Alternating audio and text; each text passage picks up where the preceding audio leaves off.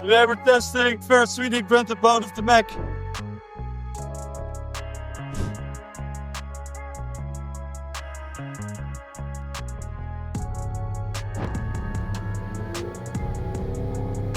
The 150 horsepower engine behind it on a 3D printed boat. Woo!